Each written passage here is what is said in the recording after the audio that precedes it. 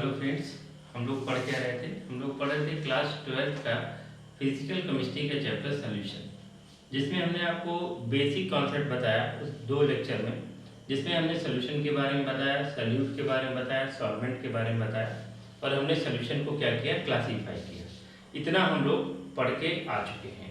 तो अब हम लोग इतना पढ़ के आ चुके हैं, तो हम लोग अब दूसरा कॉन्सेप्ट पढ़ते हैं सॉल्यूशन में, जिसको हम लोग क्या कहते हैं, सॉल्युबिलिटी कहते हैं। तो सबसे पहले समझते हैं what is the solubility. Solubility होता क्या है? It is ability of substance, यहाँ सब्सटेंस आपका सॉल्यूट है, it's the ability of substance that maximum amount can dissolve in given quantity of solvent eight given temperature. मतलब ये किसी भी सॉल्यूट की एबिलिटी है, किसी भी सॉल्यूट की एबिलिटी है, द एबिलिटी ऑफ सब्सटेंस या solute that can dissolve in maximum amount in given solvent is called solubility. तो उसी को हम लोग क्या कहते हैं, सॉल्युबिलिटी कहते हैं। किसी भी सब्सटेंस का गिवन सॉल्वेंट में डिसॉल्व होना ही उस सब्सटेंस की क्या कहलाती है, सॉल्युबिलिटी कहलाती है। और इस सॉल्युबिलिटी का कोई यूनिट नहीं होता है, तो हम लोग समझते हैं कि इट हैज नो यूनिट। तो सॉल्युबिलिटी का कोई यूनिट नहीं होता है। तो हम लोग क्या पढ़े हैं, सॉल्यूशन के टाइप में अगर हम बात करेंगे तो हमने पढ़ा है सॉलिड सॉल्यूशन, हमने पढ़ा है लिक्विड सॉल्यूशन, हमने पढ़ा है गैसियस सॉल्यूशन। लेकिन हमने आपको बताया है अपने प्रीवियस लेक्चर में, हमने बताया कि जो सॉलिड सॉल्यूशन है वो हमारे सिलेबस में नहीं है, हमको पढ़ना नहीं है। हमने बताया जो गैसियस सॉल्यूशन है वो भी हमारे सिलेबस में नहीं है, उसको भी हमने नहीं पढ़ना है। हमको पढ़ना क्या है, हमको पढ़ना है लिक्विड सॉल्यूशन। लिक्विड सॉल्यूशन में हमने 3 बातें आपको बताई थी। लिक्विड सॉल्यूशन में हमने बताया था कि हमारा सॉल्यूट सॉलिड भी हो सकता है, हमारा सॉल्यूट लिक्विड भी हो सकता है, हमारा सॉल्यूट गैस भी हो सकता है। बट एक बात बहुत कांस्टेंट है लिक्विड सॉल्यूशन में, वो है आपका सॉल्वेंट का नेचर। लिक्विड सॉल्यूशन में हमारा सॉल्वेंट हमेशा क्या रहेगा, लिक्विड रहेगा, बट सॉल्यूट के नेचर को हम लोग बार बार क्या करेंगे, चेंज करेंगे। इस तरह से 1 बाय 1 हम लोग सॉल्युबिलिटी देखेंगे। तो सबसे पहले हम लोग देखेंगे सॉल्युबिलिटी सॉलिड इन लिक्विड, फिर हम लोग देखेंगे लिक्विड इन लिक्विड, फिर हम लोग देखेंगे गैस इन लिक्विड। तो सब चलो हम लोग स्टार्ट करते हैं। पहले स्टार्ट करते हैं सॉलिड इन लिक्विड। मतलब यहाँ हमारा सॉलिड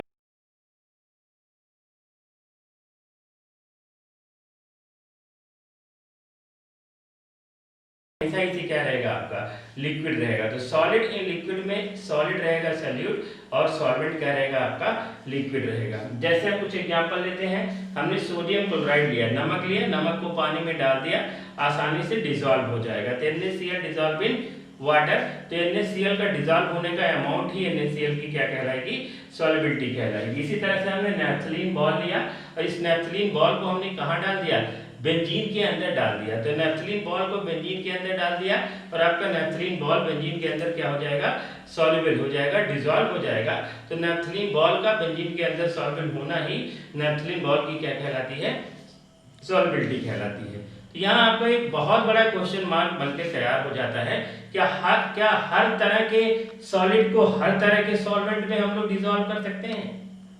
क्या हमने जो अभी एग्जांपल लिया कि सोडियम क्लोराइड को हमने वाटर के अंदर डाला और नैप्थलीन बॉल को हमने कहाँ डाला बेटा, हमने बेंजीन के अंदर डाला। अभी इसी काम को हम उल्टा कर देते हैं, हम लेते हैं सोडियम क्लोराइड को और उसको डाल देते हैं बेंजीन के अंदर और इसी नैप्थलीन बॉल को हम लोग कहाँ डाल देते हैं, नैप्थलीन बॉल को डाल देते हैं हम लोग बेंजीन के अंदर। हम लोग क्या देखेंगे, हम लोग ये देखेंगे कि आपका नमक जो है, सोडियम क्लोराइड है, वो बेंजीन में सॉल्युबल ही नहीं हो रहा है। जो आपका नैप्थलीन बॉल है वो बेंजीन में सॉल्युबल ही नहीं हो रहा है। तो इसका कुछ ना कुछ तो रीजन होगा। तो क्या हमारा जो क्वेश्चन था कि हर एक सॉल्यूट हर एक सॉल्वेंट में डिसॉल्व हो जाएगा, तो आंसर इज नो। आंसर आपका बहुत बड़ा आंसर निकल गया है कि आंसर कि ये नहीं होगा। तो अगर नहीं होगा तो क्यों नहीं होगा, तो क्यों नहीं होगा, तो उसके लिए हम लोग जानते हैं। तो हम लोग एक फ्रेज पढ़ते हैं छोटा सा, light dissolve in light. Light dissolve in light का मतलब जो जैसा है उसी में डिसॉल्व हो जाएगा। अगर आप जो पढ़ रहे हो, आप बहुत अच्छा केमिस्ट्री आपको अच्छी लगती है, तो आपके दोस्त वही लोग होंगे जो केमिस्ट्री जिसको अच्छी लगती है। मतलब अगर आप पढ़ने में बहुत अच्छे हो तो आपके दोस्त भी वही होंगे जो पढ़ने में अच्छे होंगे। अगर आप क्रिकेट खेलने में बहुत अच्छे हो तो आपके दोस्त जो क्या होंगे, आपके क्रिकेटर होंगे। अगर आप बहुत अच्छे गाना गाने में हो, सिंगिंग में हो, तो आपके जो दोस्त होंगे वो भी क्या होंगे, आपके सिंगर होंगे। मतलब क्या है, हर एक बंदा, हर एक पर्सन इस दुनिया में सबका दोस्त नहीं होता है। अगर दो लोग दोस्त हैं तो दोनों में कुछ सिमिलरिटीज होंगी, तभी तो आपस में मिक्स हुए हैं भाई। इसी तरह से हर एक सॉल्यूट हर एक सॉल्वेंट में डिसॉल्व नहीं हो सकता है। तो ये जो फ्रेज है लाइक डिसॉल्व इन लाइक, इसका कुछ ना कुछ मतलब निकल के आता है। तो हम क्या मतलब निकल के आता है बेटा, थोड़ा हम लोग समझते हैं।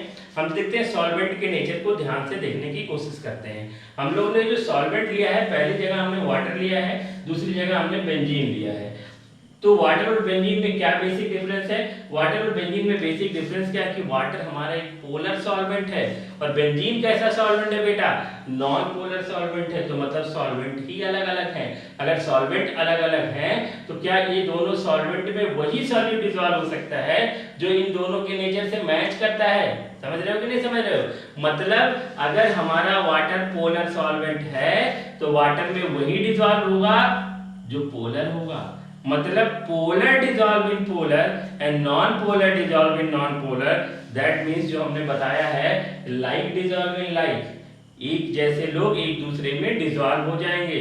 तो ये आपका क्वेश्चन का आंसर मिल गया कि सब सॉल्यूट सब सॉल्वेंट में डिसॉल्व नहीं होंगे। जो सॉल्यूट पोलर है वो पोलर सॉल्वेंट में डिसॉल्व होगा और जो सॉल्यूट नॉन पोलर है वो नॉन पोलर सॉल्वेंट में डिसॉल्व होगा। तो ये बात आप सबको समझ में आ गई होगी। तो इसके बाद हम लोग क्या पढ़ेंगे? इसके बाद हम लोग देखेंगे वो कौन कौन से फैक्टर हैं जो किसी भी सॉलिड का लिक्विड में डिसॉल्व होने के लिए इफेक्ट प्रोड्यूस करते हैं, कि मतलब आपकी सॉल्युबिलिटी जो है सॉलिड की किस किस बातों पे डिपेंड करती है। तो जो बातें हैं जिस पे डिपेंड करती है उसमें बहुत सारी चीजें आपने पढ़ रखी है कुछ पिछले चैप्टर्स में, लेकिन फिर भी हम आपको फिर से एक बार बताएंगे। जिसमें पहला फैक्टर है आपका लैटिस एंथैल्पी या लैटिस एनर्जी। दूसरा जो फैक्टर है उसको हम लोग क्या कहते हैं? हाइड्रेशन एनर्जी या हाइड्रेशन एंथैल्पी। तीसरा फैक्टर जो है जिसको हम लोग क्या कहते हैं बेटा? टेम्परेचर। चौथा फैक्टर है जिसको हम लोग क्या कहते हैं? प्रेशर। और फिफ्थ एंड लास्ट फैक्टर है जिसको क्या कहते हैं? Amount of substance. मतलब ये आपका किसी भी सॉलिड का लिक्विड में डिसॉल्व होने के लिए अगर हम 5 बातें समझ जाते हैं तो हमको आगे चल के कभी भी किसी भी क्वेश्चन में कभी कोई प्रॉब्लम ही नहीं होनी है कि कौन सा सॉलिड किस लिक्विड में डिसॉल्व होगा और कौन सा सॉलिड किस लिक्विड में नहीं डिसॉल्व हो रहा है। पूरा का पूरा कॉन्सेप्ट आपका 100% क्लियर हो जाएगा। तो हम लोग वन बाय वन समझेंगे लैटिस एंथैल्पी क्या होता है, हाइड्रेशन एंथैल्पी क्या होता है, और इस लैटिस एंथैल्पी और हाइड्रेशन एंथैल्पी का क्या कैसे हम लोग इसको अप्लाई करेंगे किसी भी सॉलिड का लिक्विड में डिसॉल्व होने के लिए। उसके बाद हम लोग देखेंगे टेम्परेचर का क्या रोल होता है। उसके बाद हम लोग देखेंगे क्या प्रेशर भी कोई सिग्निफिकेंट रोल प्ले करता है सॉल्युबिलिटी का। फिर हम लोग जो इंपॉर्टेंट बात एक और जानेंगे जिसके अमाउंट ऑफ सब्सटेंस कहते हैं। तो बेटा हम वन बाय वन एक एक फैक्टर को देखते हैं। तो सबसे पहली बात हम लोग जानने की कोशिश करते हैं कि लैटिस एंथैल्पी होती क्या है। जो लोग अभी तक लैटिस एंथैल्पी या लैटिस एनर्जी को नहीं समझ पाए थे क्लास 11 में केमिकल बॉन्डिंग के चैप्टर में, वो यहाँ बहुत ध्यान से देखेंगे, बहुत अच्छे तरीके से देखेंगे, क्योंकि आप थर्मोडायनामिक्स के बारे में समझ चुके हो। तो थर्मोडायनामिक्स को भी मिला के हम लोग थोड़ा समझने की कोशिश करेंगे बेटा। तो थोड़ा सा अगर आप ध्यान दोगे तो आपको सारी चीजें क्या हो जाएंगी? क्रिस्टल क्लियर हो जाएंगी। क्योंकि लैटिस एनर्जी या लैटिस एंथैल्पी के बारे में हम लोग बात करने जा रहे हैं। ये इसलिए बात करने जा रहे हैं क्योंकि अगर हमने सपोज करो एक सॉल्ट लिया सोडियम क्लोराइड, उसको पानी के अंदर डिसॉल्व कर दिया तो पानी में मिक्स हो गया। पानी में मिक्स इसलिए हो क्योंकि सोडियम क्लोराइड एक आयनिक कंपाउंड है और इस आयनिक कंपाउंड को पानी के अंदर हमने डाला, बिना किसी टेम्परेचर प्रेशर के आराम से आसानी से डिसॉल्व हो गया। तो क्या ये क्वेश्चन निकल के आया, क्या सारे आयनिक सॉल्ट आपके वाटर के अंदर डिसॉल्व हो जाएंगे? अगर हो जाते हैं तो हम कैल्शियम कार्बोनेट को लेते हैं, कैल्शियम कार्बोनेट को लेते हैं और उसको पानी के अंदर डाल देते हैं, और डालने के बाद हम लोग क्या देखेंगे? कैल्शियम कार्बोनेट पानी में डिसॉल्व नहीं हो रहा, जबकि कैल्शियम कार्बोनेट भी एक आयनिक सॉल्ट है और सोडियम क्लोराइड भी एक आयनिक सॉल्ट है। सोडियम क्लोराइड डिसॉल्व हो जा रहा है, कैल्शियम कार्बोनेट नहीं डिसॉल्व हो रहा है, तो कुछ ना कुछ तो बात है ना बेटा, कुछ ना कुछ फैक्टर इफेक्ट कर रहा होगा ना। तो जो फैक्टर इफेक्ट कर रहे हैं उसको हम लोग समझने की कोशिश करते हैं। तो सबसे पहली बात हम लोग देखते हैं लैटिस एनर्जी या लैटिस एंथैल्पी।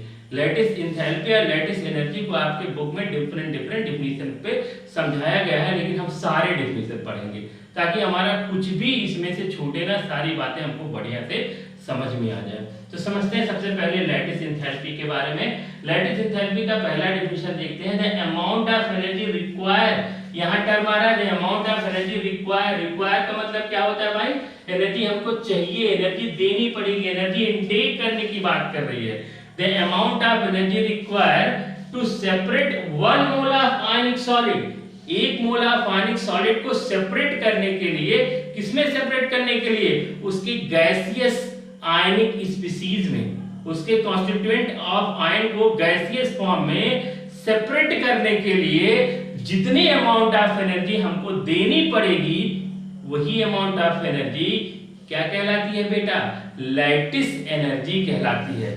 फिर से समझिए, किसी 1 मोल आयनिक सॉलिड को उसके आयंस में सेपरेट करने के लिए जो अमाउंट ऑफ एनर्जी हमको देनी पड़ेगी, the amount of energy required to separate 1 mole of ionic solid into their constituent of ion in gaseous state is called lattice energy. तो मतलब एनर्जी देनी पड़ेगी, तो जहां एनर्जी दी जाती है, जहां एनर्जी एब्जॉर्ब होती है, आपने क्लास 10th में ही पढ़ा है, जहां एनर्जी एब्जॉर्ब हो जिस प्रोसेस में, वो प्रोसेस हमेशा क्या होगा बेटा, एंडोथर्मिक होगा। कैसा प्रोसेस होगा, एंडोथर्मिक। मतलब एकदम समझ में आ गया होगा आपको। अगर हम सोडियम क्लोराइड का देखते हैं कि 1 मोल लिया सॉलिड फॉर्म में और उसको कन्वर्ट कर दिया Na+ गैसियस और Cl- गैसियस के फॉर्म में, तो हमने देखा इसको तोड़ने के लिए, इसके बॉन्ड को तोड़ के सेपरेट करने के लिए मुझको कुछ ना कुछ क्या देनी पड़ी,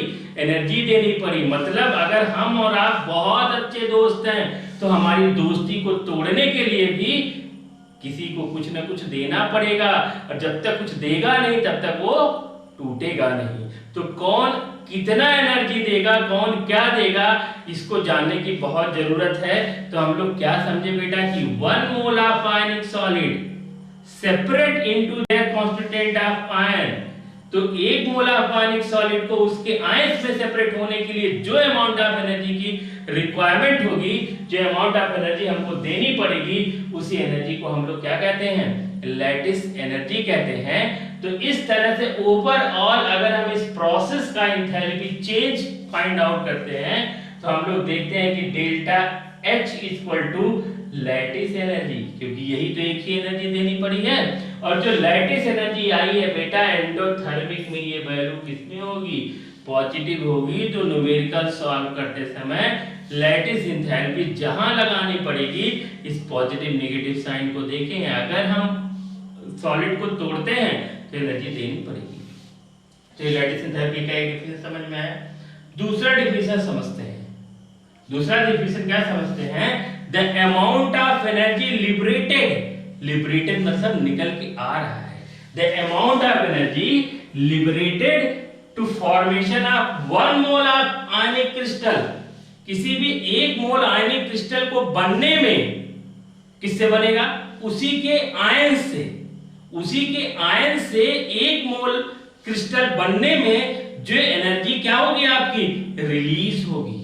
the amount of energy release या the amount of energy liberated to formation of 1 mole of ionic crystal from their constituent of ion that separated from the infinite distance. मतलब उसके जो आयंस थे गैसियस फेज में, जो infinite distance पे separated थे, उसी आयंस को पास लाने में और उसी आयंस के बीच में एक बॉन्ड बनाने में, और बॉन्ड बनाने के बाद एक आयनिक क्रिस्टल बनाने में जो अमाउंट ऑफ एनर्जी लिबरेट होगी, बाहर निकल के आएगी, वो भी एनर्जी आपकी क्या कहलाती है, लैटिस एनर्जी कहलाती है। क्योंकि आप सबको पता है कि उसके आयन से सोडियम क्लोराइड बनने में सोडियम और क्लोरीन के बीच में एक बॉन्ड का फॉर्मेशन होगा, और कहीं जब बॉन्ड बनता है बेटा तो कुछ ना कुछ एनर्जी रिलीज होती है। अगर हमारा और आपका कुछ बॉन्ड बनेगा तो कुछ ना कुछ अमाउंट में एनर्जी क्या होगी, आपकी रिलीज होगी। और हमारे आपके बॉन्ड को तोड़ने के लिए जितनी एनर्जी मेरी रिलीज हुई है उससे कुछ ज्यादा एनर्जी देनी पड़ेगी, नहीं तो हमारा और आपका बॉन्ड जिंदगी भर के लिए अटूट हो जाएगा, ये टूटने वाला नहीं है। तो किसी भी बॉन्ड को बनने में एनर्जी रिलीज होती है और किसी भी बॉन्ड को तोड़ने में एनर्जी दी जाती है, और दोनों एनर्जी को ही हम लोग क्या कहते हैं, लैटिस एनर्जी कहते हैं। तो अगर हमारा आयनिक क्रिस्टल बनता है उसके आयन से तो एनर्जी रिलीज होगी, और उसी आयनिक क्रिस्टल को उसके आयन में तोड़ा जाएगा तो एनर्जी एब्सॉर्ब होगी। तो दोनों को हम लोग क्या कहते हैं बेटा, लैटिस एनर्जी कहते हैं।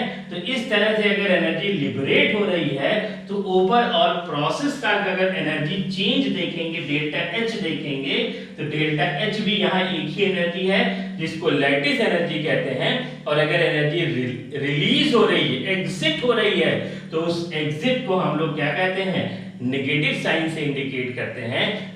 तो नेगेटिव साइन होने का मतलब पूरा का पूरा ये प्रोसेस कैसा है, एक्सोथर्मिक है। तो हमने आपको क्या बताया, लैटिस एनर्जी बताया।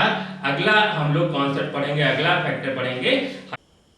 तो अभी तक हम पढ़े क्या, हम लोग पढ़े solubility of solid in liquid में हमने पढ़ा लैटिस एंथैल्पी, पहला फैक्टर पढ़े।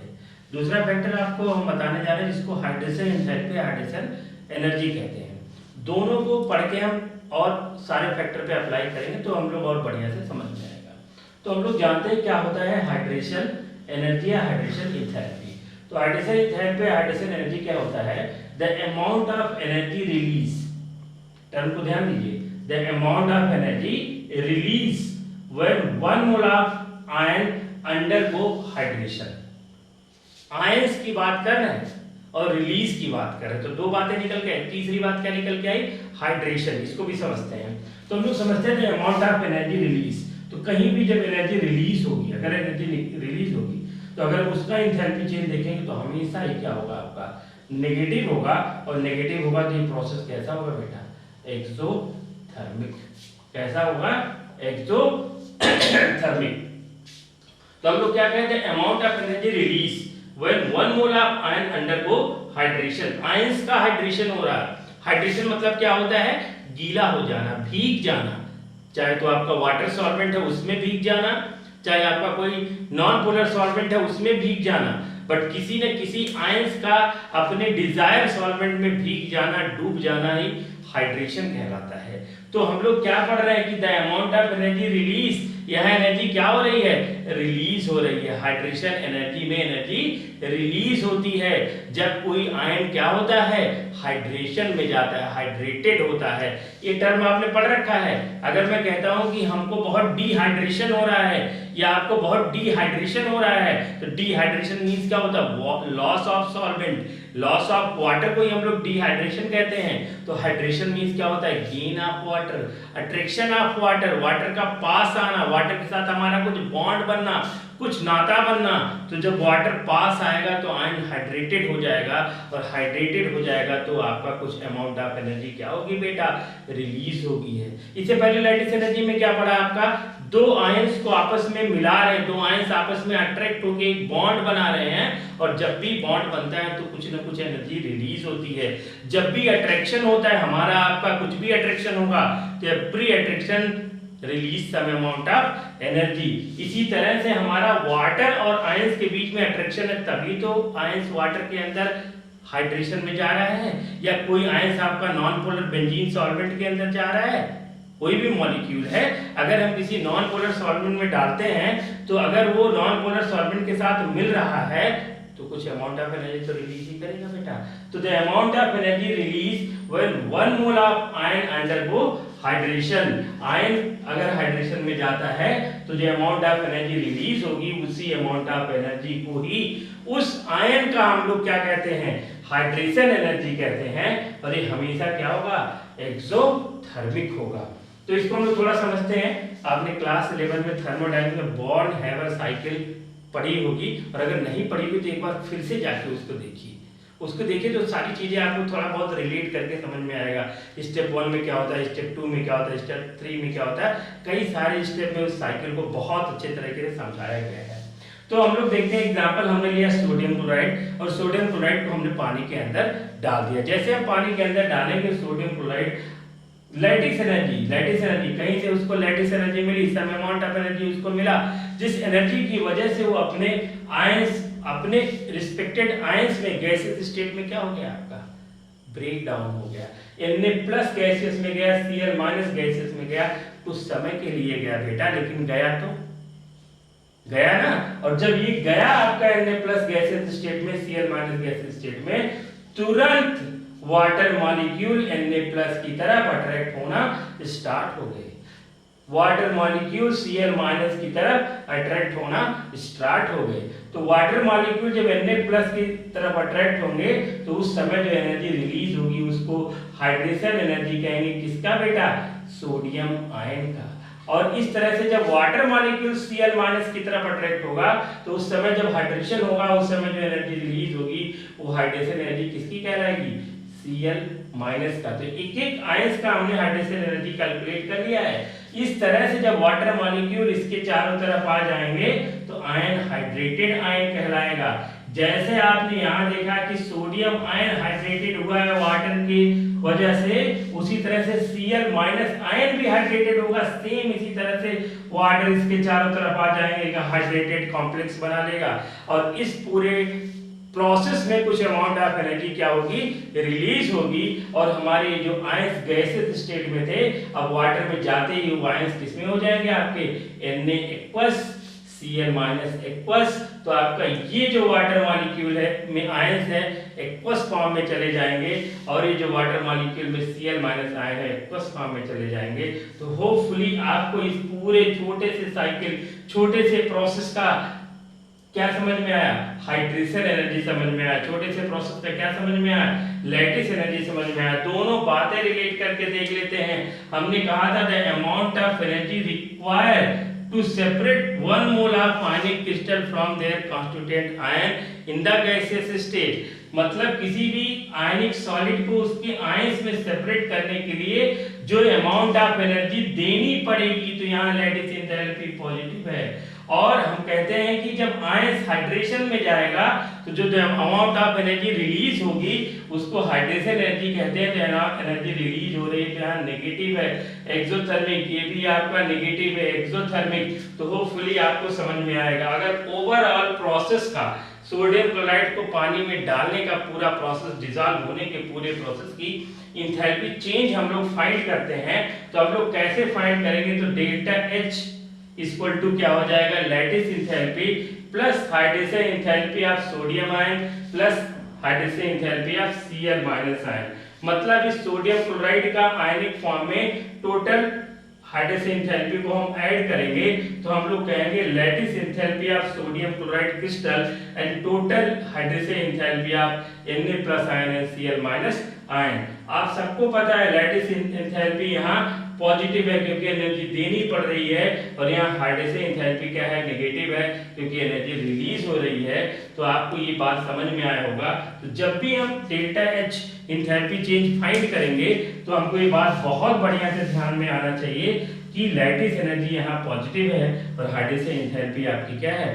नेगेटिव है। बेटा लैटिस एनर्जी पॉजिटिव नेगेटिव होती है, हाइड्रेशन इंथैल्पी जनरली आपका एनर्जी रिलीज का ही प्रोसेस है तो ये नेगेटिव में ही जाएगा।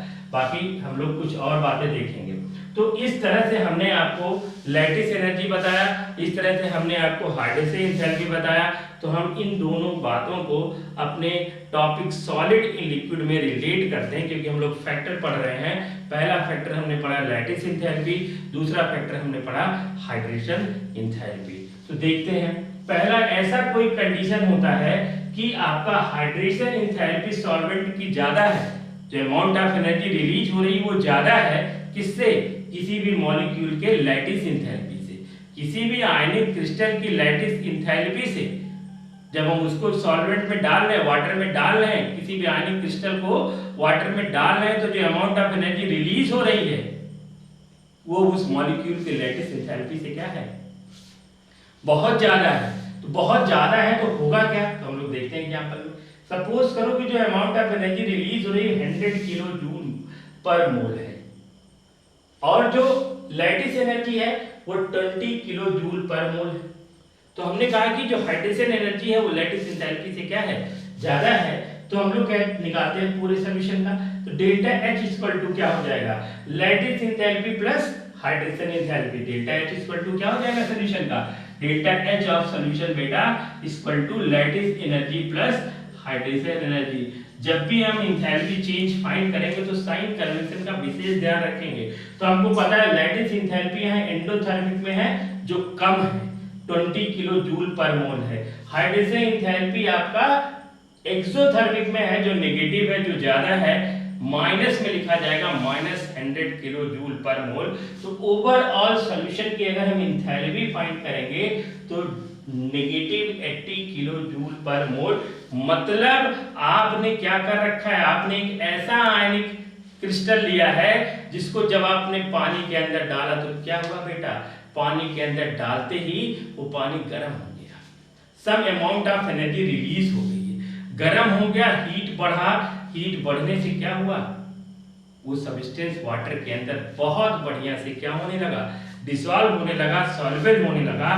तो एक बात समझ में आनी चाहिए, अगर मैं कहता हूं कि कोई सॉल्यूट है ए और कोई सॉल्यूट है बी, मैंने दो सॉल्यूट लिया, एक सॉल्यूट ए लिया, एक सॉल्यूट बी लिया, दोनों सॉल्यूट का कंडीशन क्या है कि ए भी पोलर है, ए भी पोलर है, पोलर के साथ ये आयनिक, मतलब आयनिक पोलर है, अगर पोलर है तो आयनिक होगा ही, और ये भी आयनिक पोलर है। इसको मैंने वाटर में डाला, ए को जब मैंने वाटर में डाला डिसॉल्व हो गया, और जब बी को वाटर में डाला डिसॉल्व नहीं हुआ, तो यहाँ क्या रीजन हो सकता है, सबसे पहला रीजन होगा कि ए जो पानी में डिसॉल्व हो गया है तो ए की लैटिस एंथैल्पी कम है, किससे, हाइड्रेशन एंथैल्पी से, और जो बी आपका पानी में डिसॉल्व नहीं हुआ है उसके लिए क्या कंडीशन हो रहा होगा कि जो बी है उसकी लैटिस एंथैल्पी हाइड्रेशन एंथैल्पी से क्या होगी, ज्यादा होगी। अगर लैटिस एंथैल्पी मतलब उसको सेपरेट करने के लिए हम उतनी एनर्जी नहीं दे पाते हैं तो आपका मॉलिक्यूल या हुआ कोई आयनिक क्रिस्टल कैसे वाटर में डिसॉल्व होगा, डिसॉल्व हो सकता है, नो। एग्जांपल समझते हैं, इसी बात को उल्टा करते हैं। हमने कहा कि हाइड्रेशन एंथैल्पी कम है, लैटिस एंथैल्पी ज्यादा है, तो हाइड्रेशन एंथैल्पी को अभी हम 20 किलो जूल पर मोल कर लेते हैं और लैटिस एंथैल्पी को हम 100 किलो जूल पर मोल कर लेते हैं। और पूरे सॉल्यूशन का अगर हम एंथैल्पी चेंज देखते हैं तो क्या देखा मैंने, हमने देखा कि lattice enthalpy plus hydration enthalpy, lattice enthalpy यहाँ ज्यादा है 100 किलो जूल पर मोल और हाइड्रेशन एंथैल्पी यहाँ कम है -20 किलो जूल पर मोल। ओवरऑल सॉल्यूशन का एंथैल्पी चेंज क्या निकल गया है, +80 किलो जूल पर मोल। मतलब वो कह रहा है बेटा, यहाँ हो रहा है कि जो एनर्जी थी वो भी एब्जॉर्ब हो जा रही है, जो एनर्जी थी वो भी एब्जॉर्ब हो जा रही है, मतलब वो पानी पूरी तरह से ठंडा होता चला जा रहा है, पानी पूरी तरह से ठंडा होता चला जा रहा है, एनर्जी एब्जॉर्ब होती चली जा रही है। तो प्रोसेस कैसा निकल के आएगा, आपका एंडोथर्मिक निकल के आएगा। अगर प्रोसेस एंडोथर्मिक है तो ये बात तो हम नहीं कह सकते कि वो सब्सटेंस पानी में बिल्कुल ही नहीं डिसॉल्व होगा, बट ये बात तो हम कह सकते हैं कि वो सब्सटेंस पानी में जनरली इनसॉल्युबल होगा, पूरी तरह से इनसॉल्युबल नहीं होगा, बट हम ये कह सकते हैं कि वो जनरली इनसॉल्युबल होगा। तो बात ये निकल के आई कि जो दूसरा मेरा सॉल्यूट था बी, जो पोलर सॉल्वेंट था और उसको हमने पानी में डाला, उसके बावजूद भी डिसॉल्व नहीं हो रहा है, तो ये क्यों नहीं डिसॉल्व हो रहा है। अगर आपसे कोई टीचर पूछता है why not dissolve calcium carbonate into water, तो आपका आंसर होगा सर कैल्शियम कार्बोनेट की लैटिस एनर्जी वाटर की हाइड्रेशन एनर्जी से बहुत ज्यादा है, जिसकी वजह से आपका कैल्शियम कार्बोनेट वाटर के अंदर डिसॉल्व नहीं होता है या बहुत कम डिसॉल्व होता है, पार्शियल इनसॉल्युबल होता है, जनरली इनसॉल्युबल होता है। तो ये बात आपको समझ में आ गई होगी भाई, solid A solid B.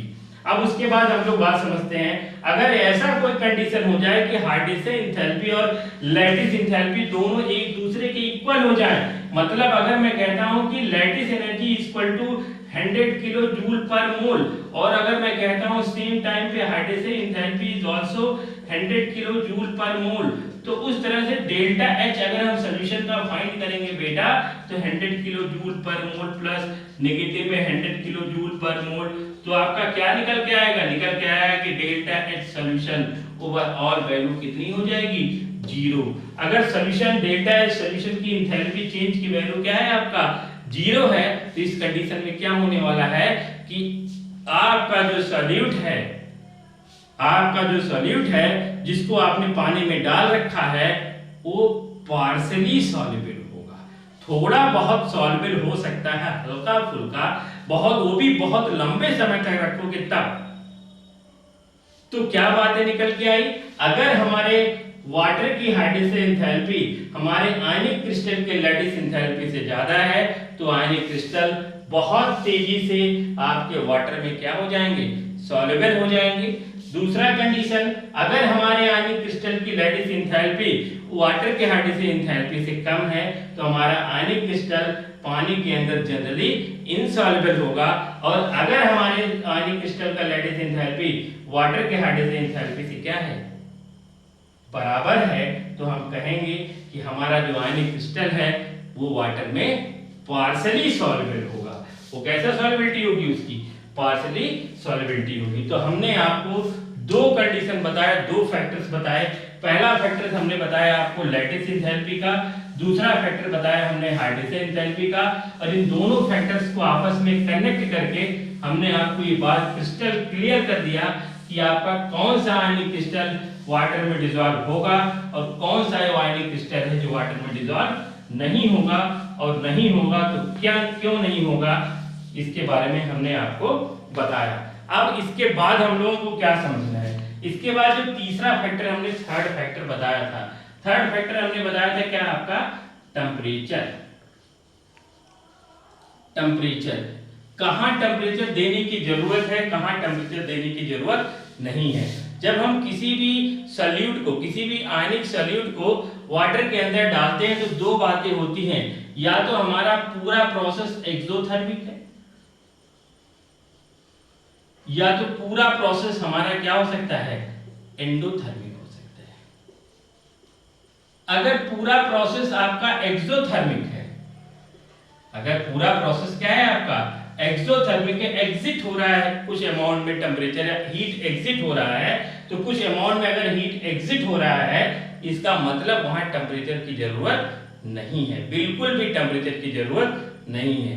But अगर हमारा हीट एब्जॉर्ब हो रहा है, हीट क्या हो रहा है बेटा, एब्जॉर्ब हो रहा है, तो यहां आपका जो सॉल्यूट है, जो आपका सॉल्यूट है वो क्या है आपका इनसॉल्युबल है। अगर सॉल्यूट इनसॉल्युबल है तो इसकी सॉल्युबिलिटी को बढ़ाने का एक ही तरीका है कि हम टेम्परेचर को क्या कर दें, इंक्रीज कर दें। टेम्परेचर को हम लोग क्या कर दें, इंक्रीज कर दें। तो कहने का मतलब यहाँ एक्सोथर्मिक प्रोसेस में टेम्परेचर की कोई जरूरत नहीं है। एक्सोथर्मिक प्रोसेस में टेम्परेचर को और बढ़ाओगे तो क्या होने वाला है कि आपका जो मॉलिक्यूल है गैसेस फॉर्म में आ जाएगा और एस्केप कर जाएगा आपके सॉल्वेंट को छोड़ के, तो सॉल्बिलिटी तो घट जाएगी बेटा, जो हम चाह रहे थे हुआ नहीं। तो एक्सोथर्मिक प्रोसेस में टेम्परेचर का कोई सिग्निफिकेंट रोल नहीं है, कोई रोल प्ले नहीं करता है। लेकिन प्रोसेस अगर मेरा एंडोथर्मिक है तो उस कंडीशन में अगर हम टेम्परेचर को बढ़ाएंगे तो सॉल्युबिलिटी थोड़ी क्या होगी आपकी, सॉल्युबिलिटी क्या करेगी आपकी, इंक्रीज करेगी, है ना। और एक जनरल वे में भी हम ये बात समझते हैं, ये सब तो बातें हो गई आपकी। एक सिंपल से हम एग्जांपल लेते हुए समझते हैं कि हमने शुगर लिया, ये शुगर लिया और शुगर को हमने डाल दिया किसमें, कोल्ड वाटर में, ठंडे पानी में। और एक बंदे ने शुगर लिया और उसको शुगर को डाल दिया हॉट वाटर में, गर्म पानी में, ठीक है ना। सेम अमाउंट में शुगर लिया, आपने लिया 1 kg वाटर, यहाँ भी 1 kg वाटर, यहाँ 1 kg आपका कोल्ड वाटर है, यहाँ 1 kg आपका हॉट वाटर है। आपने 100 ग्राम शुगर लिया, यहाँ भी 100 ग्राम शुगर यहाँ भी लिया, और इस 100 ग्राम शुगर को कोल्ड वाटर में डाला, इस 100 ग्राम शुगर को हॉट वाटर में डाला। आप तुरंत इफेक्ट देखोगे बेटा, एकदम क्लियर कट, आप घर पे करके प्रैक्टिकल को देख सकते हैं कि शुगर को जब कोल्ड वाटर में डाला तो अमाउंट अगर 100 ग्राम में 100 ग्राम को 1 kg में डाल दिया गया, 100 gram of sugar dissolve in 1 kg of cold water, तो आप देखोगे कम से कम आपका 10 मिनट लेगा वो आपका डिसॉल्व होने के लिए। लेकिन वही कहीं आपका एकदम गर्म खौलता हुआ पानी है और उस पानी में शुगर को डाल दिया तो हो सकता है 1 मिनट में ही डिसॉल्व हो जाए। मतलब आपके 10 टाइम फास्टर डिसॉल्व हो रहा है अगर उस हॉट वाटर में हम शुगर को डालते हैं। इसका मतलब ये निकल के आता है बेटा, ऐसे कंडीशन में, in such type of condition, in such type of solute को अगर हम सॉल्वेंटी चेक करते हैं किसी डिजायर्ड सॉल्वेंट में, तो हम लोग देखेंगे एकदम सीधा सीधा रिलेशन निकल के आता है कि अगर इस तरह का कोई कंडीशन है तो टेम्परेचर अगर हम बढ़ाएंगे तो सॉल्वेंटी क्या होगी, क्लियर कट बात समझ में आएगी, सॉल्वेंटी बढ़ेगी।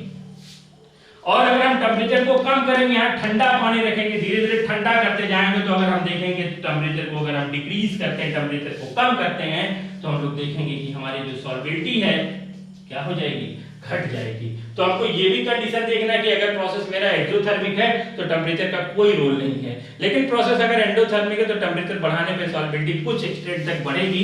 ऐसा नहीं कह सकते कि पूरी तरह से सॉल्वेबल हो जाएगा, बट कुछ एक्सटेंट तक सॉल्वेंटी क्या करेगी आपकी, इंक्रीज करेगी। बट आपको कुछ ऐसे भी कंडीशन डेली लाइफ में मिल सकते हैं कि शुगर को ठंडे पानी में डाला, शुगर को गर्म पानी में डाला, और जब ठंडे पानी में शरबत बनाए तो चम्मच से उसको डिसॉल्व करते हैं, और जब गर्म पानी में चाय बनाते हैं तो उसको डिसॉल्व नहीं करते हैं। गर्म पानी में जब चीनी डालते हैं चाय बनाने के लिए तो अपने आप डिसॉल्व हो जाता है, लेकिन ठंडे पानी में जब शरबत बनाने के लिए हम चीनी मिलाते हैं उसके अंदर तो चम्मच से उसको डिसॉल्व करते हैं, मतलब कुछ अमाउंट ऑफ एनर्जी उसको प्रोवाइड करते हैं, मैकेनिकल एनर्जी उसको देते हैं। मतलब गर्म ठंडे पानी को भी थोड़ा गर्म करने की जरूरत है, तो गर्म पानी में आपका टेम्परेचर बढ़ाने से सॉल्युबिलिटी क्या हो रही है, बढ़ रही है, टेम्परेचर घटाने से सॉल्युबिलिटी आपकी क्या कर रही है, घट रही है। तो हमने ये फैक्टर देखा, टेम्परेचर का क्या सिग्निफिकेंट रोल होगा ये आपने समझा, बढ़िया से समझा। आपने समझा कि अगर मेरा प्रोसेस एक्सोथर्मिक है तो टेम्परेचर का कोई बहुत बड़ा सिग्निफिकेंट रोल नहीं होगा, बट अगर प्रोसेस एंडोथर्मिक है तो टेम्परेचर बहुत इंपॉर्टेंट रोल प्ले कर रहा है। टेम्परेचर कह रहा है कि भाई अगर हमको बढ़ाओगे एंडोथर्मिक प्रोसेस में तो हम सॉल्यूट की सॉल्युबिलिटी को क्या करेंगे, बढ़ा देंगे। और अगर हमको कोई ऐसा कंडीशन दे देता कि भाई ठंडे पानी में अगर कुछ डालते हैं, गर्म पानी में कुछ डालते हैं, और पहले से ठंडे पानी गर्म पानी दोनों में सॉल्युबल था, तो अगर ठंडा पानी है तो सॉल्युबिलिटी कम होगी, और टेम्परेचर बढ़ाएंगे तो सॉल्युबिलिटी बढ़ेगी। तो इस टाइप कंडीशन में सॉल्युबिलिटी टेम्परेचर बढ़ाने से घटती पड़ती है। उसके बाद हम लोग 3 फैक्टर पढ़े हैं, चौथा फैक्टर क्या पढ़ते हैं, फोर्थ फैक्टर। फोर्थ फैक्टर आपका क्या था, प्रेशर।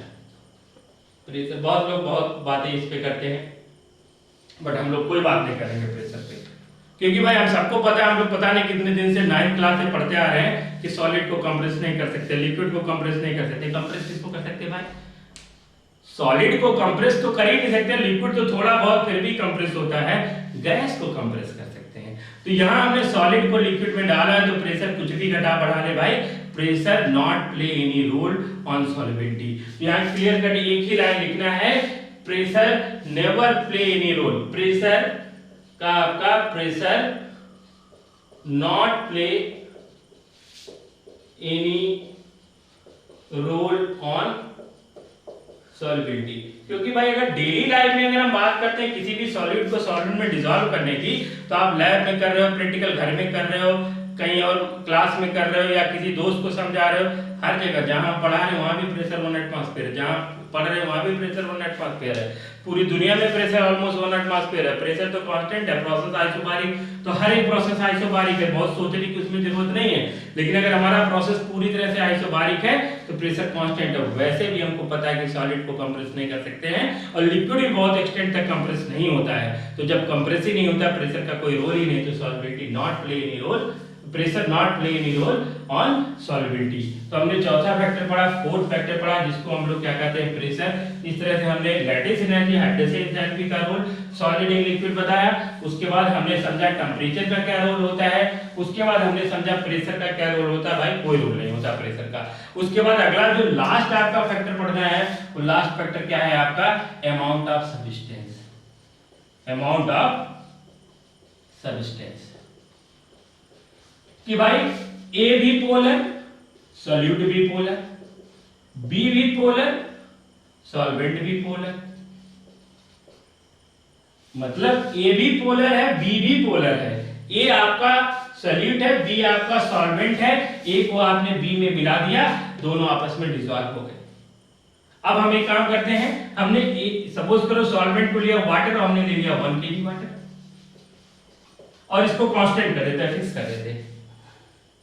और जो मेरा ये बी ए है, ये सॉल्यूट, सॉरी बी जो मैंने लिया, ए 1 kg सॉल्वेंट लिया, हमने ए को लिया सॉल्यूट, इसको ले लिया 100 ग्राम, और ले लिया शुगर।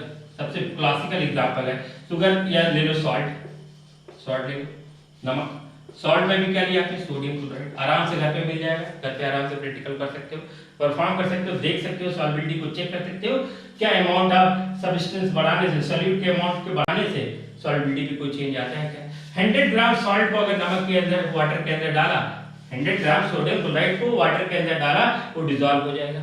हो सकता है उसको डिसॉल्व होने में, हो सकता है आप प्रैक्टिकल करिए और कमेंट में हमको बताइए, हो सकता है आपका उसको डिसॉल्व करने में आपका 10 मिनट लगता है, 10 मिनट में डिसॉल्व हो जाता है। वहीं अगर आप क्या करते हो, वाटर के अमाउंट को फिक्स कर दो, वाटर आपका 1 kg है, अभी आपने क्या कर दिया, 100 ग्राम सॉल्ट ले लिया, फिर से 100 ग्राम नहीं 300 ग्राम ले लिया सॉल्ट। Sodium chloride. आप चाहो तो आप 2-3 स्टेप में कर सकते हो, 100, 200, 300, 400, 500।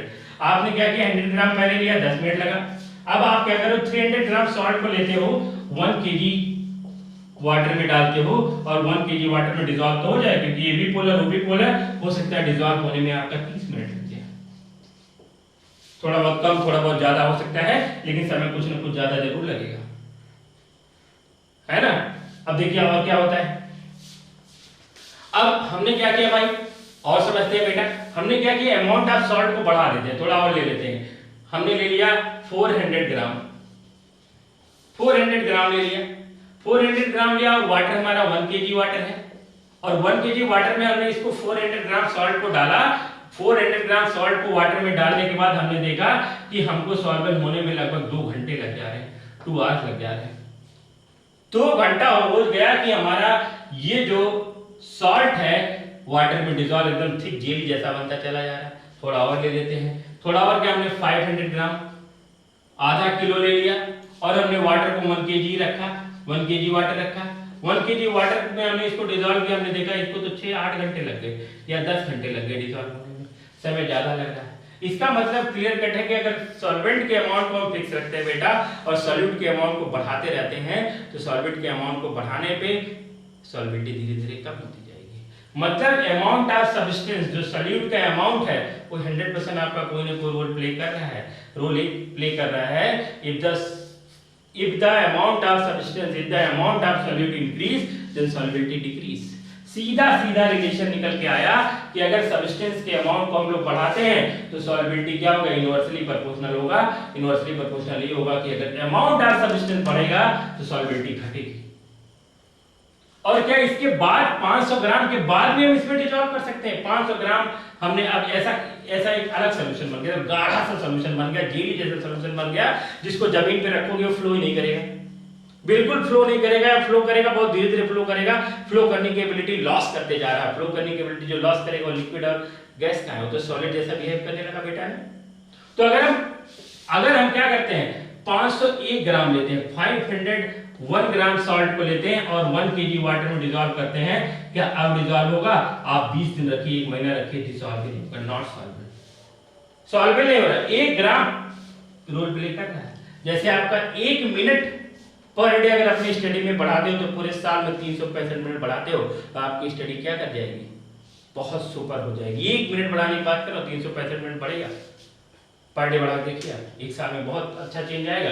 इस तरह से अगर हम 1 ग्राम बढ़ाते हैं, 1 ग्राम बढ़ाएंगे तो आपका 1 kg वाटर में बिल्कुल डिसॉल्व होगा। मतलब एक ऐसा कंडीशन बनकर तैयार हो गया भैया, बस अब बस हो गया, अब नहीं कुछ, अब हमको कुछ नहीं समझ में आ रहा सर, आप हमको 1 घंटे से पढ़ा रहे हैं बहुत सारी बातें, अब हमारा दिमाग पूरा खराब हो गया, दिमाग मेरा पूरा सैचुरेट हो गया। इसका मतलब क्या है, एक ऐसा भी सॉल्यूशन बनेगा जिसमें अब सॉल्यूट डिसॉल्व होना बंद कर दिया है।